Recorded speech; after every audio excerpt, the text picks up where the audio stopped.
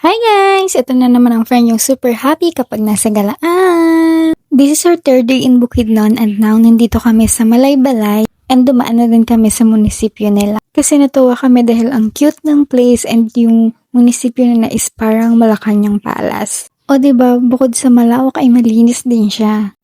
Next stop naman ay dito sa Abbey of Transfiguration and isa siyang Anglo-Catholic Church. The next destination sa Lake Apo. Nagbayad lang kami ng 100 pesos for entrance fee and meron din silang Lakeview Cafe for 200 pesos and that's consumable. At ayan na nga, papunta na kami dito sa platform na nakaset up para mag-take ng pictures and videos. Ano po ba video po muna? Picture, ma'am. Picture muna. Ayun, per instruction ni Kuya is picture muna ang mauuna.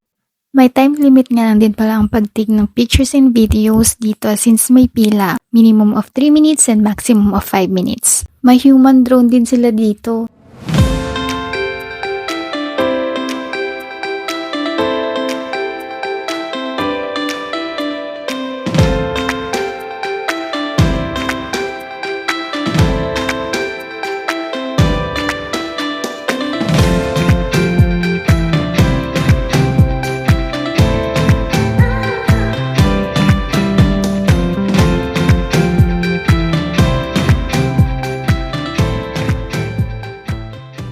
O diba, ganun lang, tapos ang 5 minutes.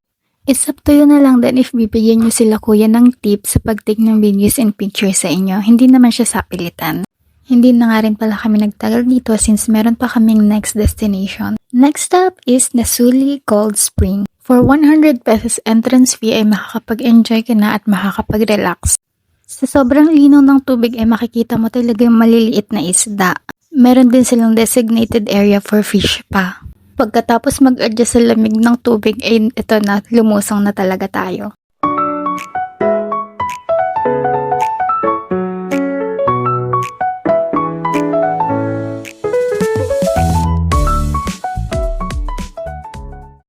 After ng 2 hours na pagbababad ay umahon na din kami.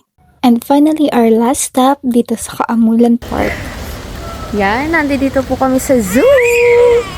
Kaamulan Park Zoo.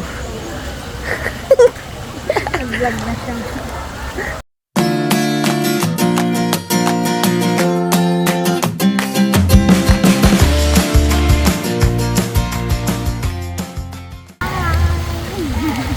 Umuulan na. Umuulan ng mga gala. At dahil nga nag-umpisa ng umulan ay sumilong muna kami.